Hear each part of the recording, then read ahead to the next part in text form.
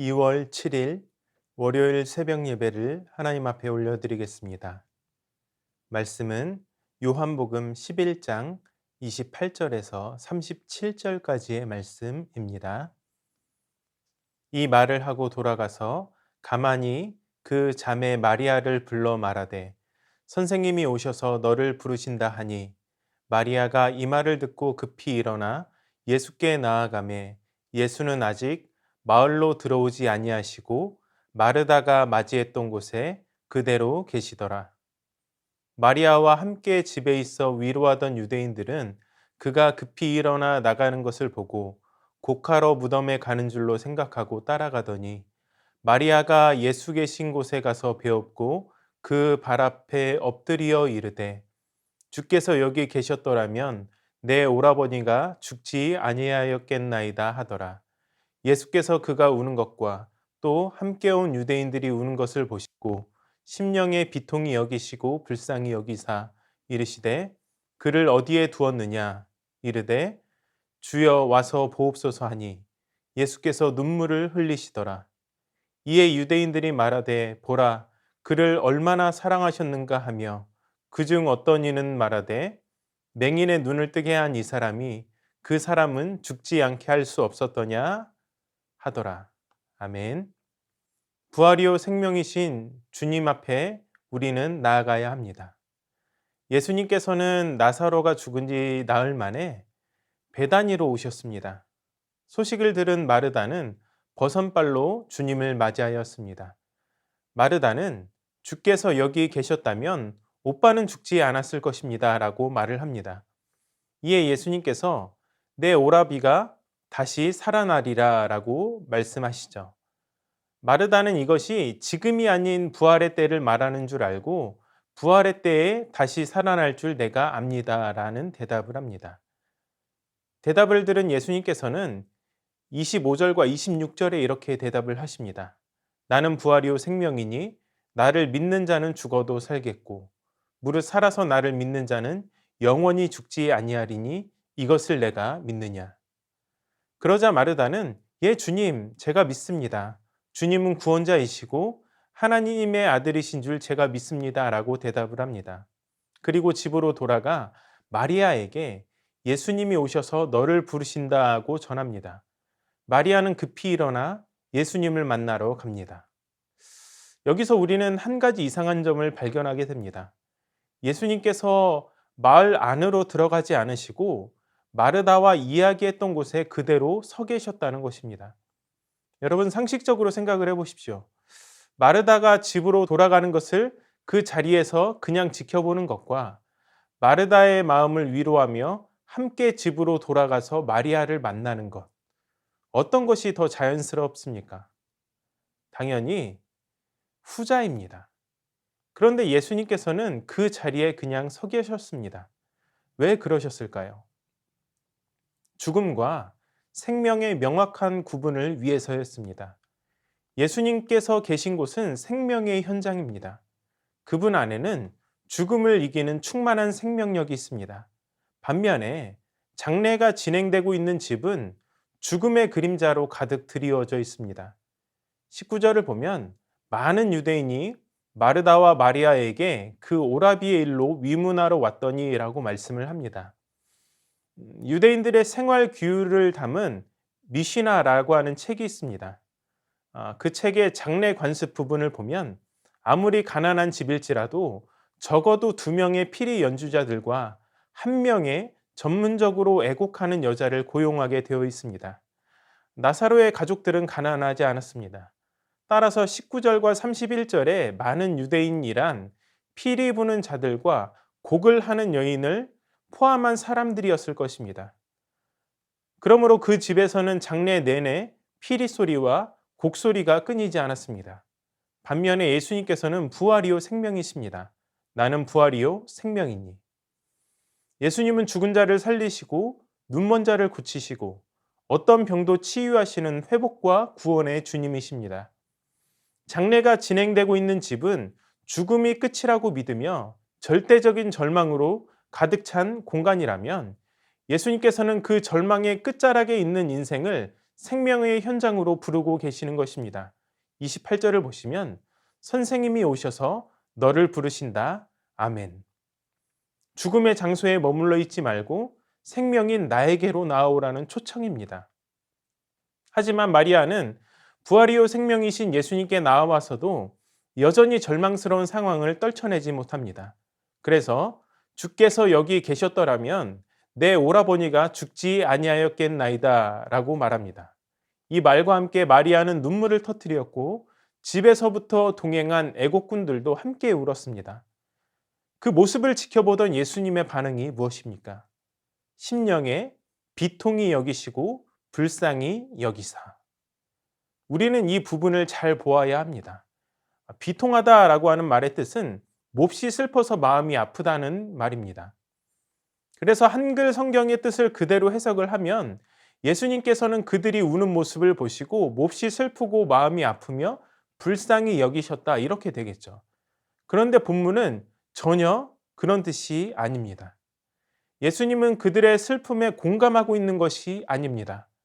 장례가 진행되고 있는 집과 예수님께서 서 계시던 자리를 통해서 죽음과 생명의 대조가 나타났던 것처럼 예수님의 이러한 반응에서도 죽음과 생명의 대조가 나타나고 있습니다. 이 비통히 여기다라고 하는 말은 엠브리마오마이라고 하는 헬라어로 되어 있는데 이 단어가 사람에게 적용될 경우 분노, 격분, 감정적인 분개의 뜻을 가집니다. 이 단어는 복음서에서만 몇 번 등장을 하는데 모두 다 부정적인 감정을 나타내는 데 쓰였습니다. 나무라다, 꾸짖다, 경고하다 등으로 말이죠.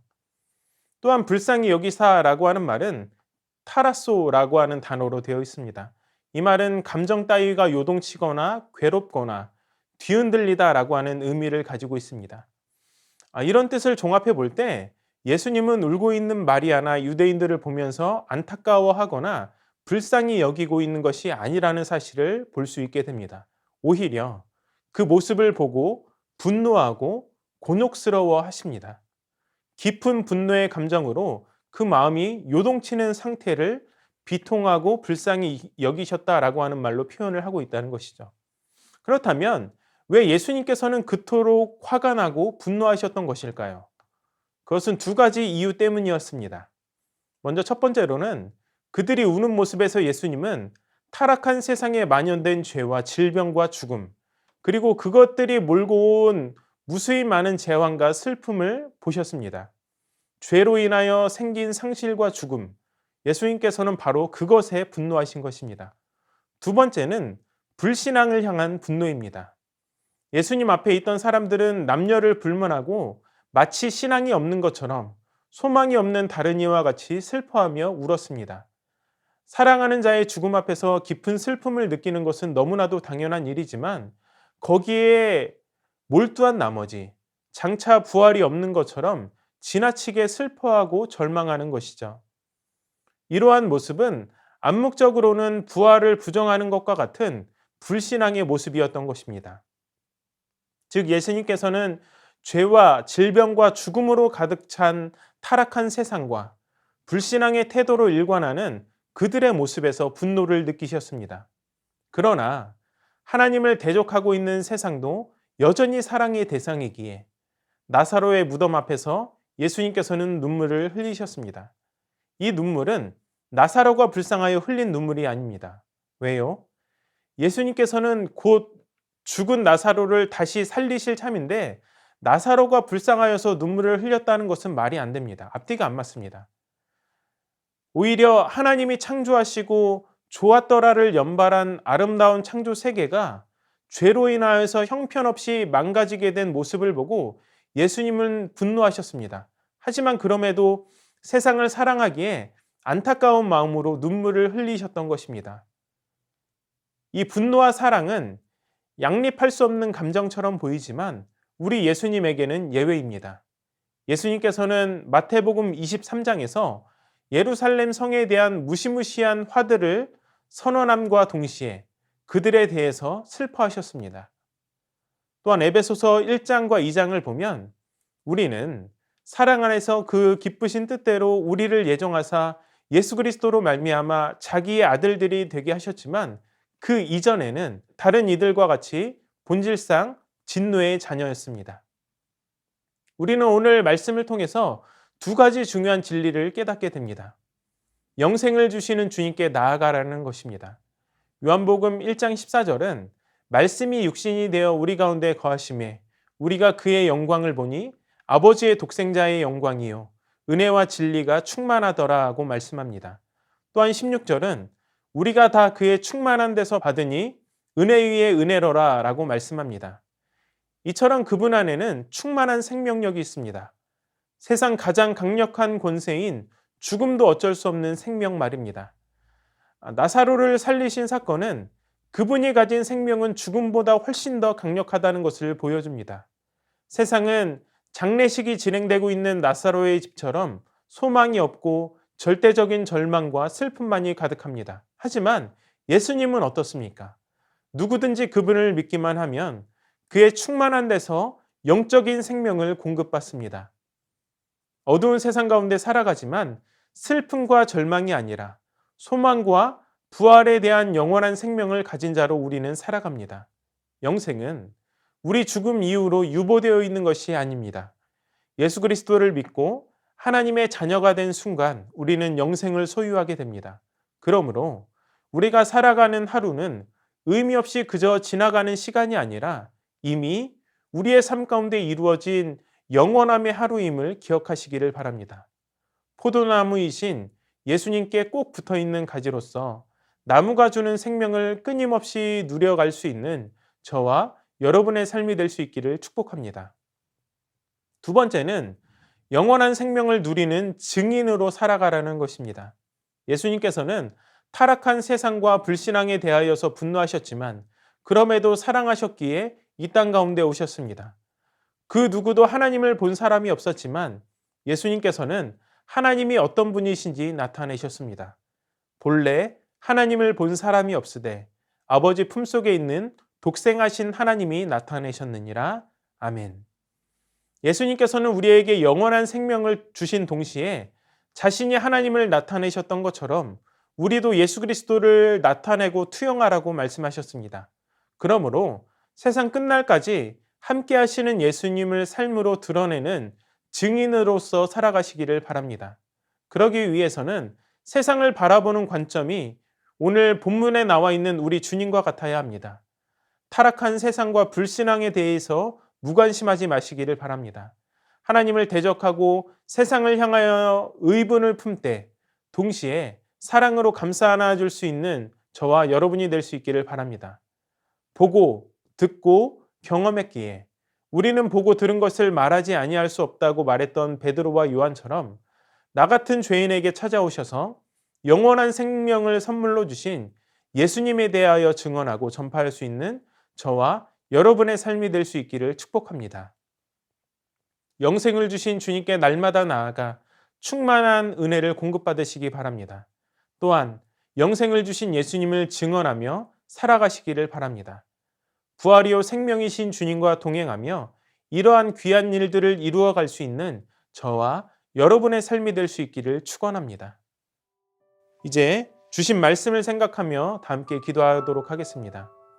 죄된 인생을 불쌍히 여기시고 영원한 생명을 주신 주님 앞에 날마다 나아가 그 안에 있는 풍성한 은혜를 누리는 삶을 살게 하여 주시옵소서. 또한 우리는 보고 들은 것을 말하지 않을 수 없다고 말했던 베드로와 요한처럼 예수 그리스도를 증언하는 증인으로 살아가게 하여 주시옵소서.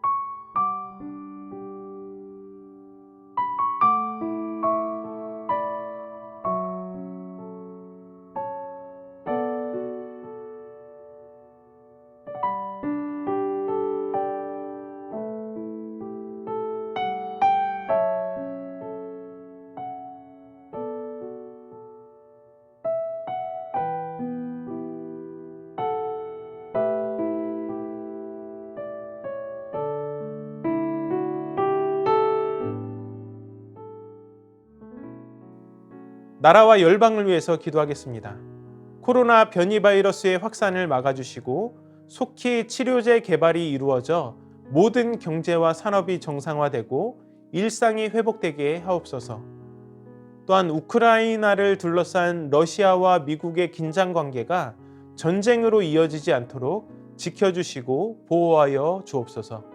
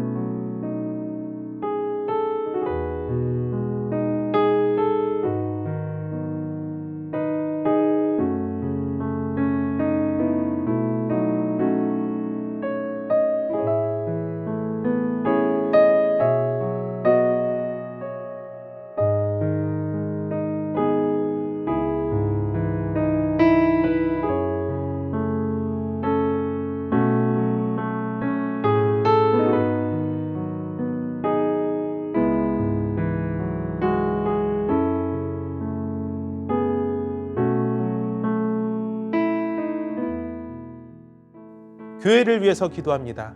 2022년 일꾼 선출의 모든 과정이 하나님의 은혜로만 진행되게 하옵소서.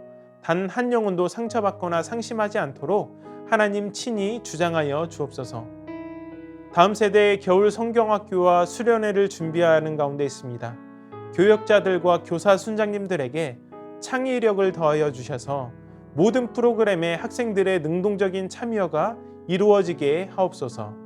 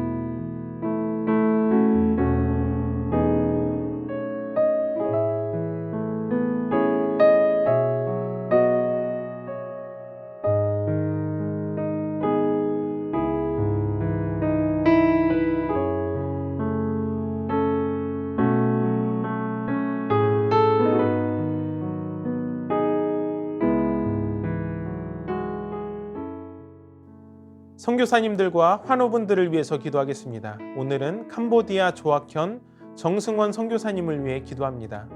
한국어반 학생들 대다수가 고등학교 졸업 시험에 합격하게 하심을 감사하며 앞으로의 진로들도 선하게 인도해 주시고 학업을 위해 타 지역으로 가서도 교회와 연결되어 믿음을 가질 수 있도록, 또한 2월 23일부터 25일까지 진행되는 OMF 교회 개척 선교사 모임이 서로의 사역 전략들을 나누고 기도하는 귀한 시간이 될 수 있도록, 크리스찬 형제와의 파혼으로 아픔을 겪고 있는 스레이 레악 자매가 삶의 주인 되신 주님을 더욱 의지하고 믿음이 더 강하게 세워지는 계기가 되도록, 또 개척한 지 17년 만에 정식 예배장을 건축하게 된 뿌레이 푸냐 교회가 3월 중에 건축이 잘 마무리되고 성도들의 기도와 헌신으로 귀하게 성장하도록 기도해 주시기 바랍니다. 환우들을 위해서 기도하겠습니다. 추명우 성도님, 김평수 집사님, 김민혜 집사님, 김영자 권사님, 김찬준 집사님, 정순궁 권사님, 김봉남 권사님, 안행순 집사님, 최혁기 성도님, 정성혜 집사님 어머님, 김광순 집사님, 이길태 집사님, 박문천 집사님, 우리 선교사님들과 환우분들의 회복을 위해서 다 함께 기도하도록 하겠습니다.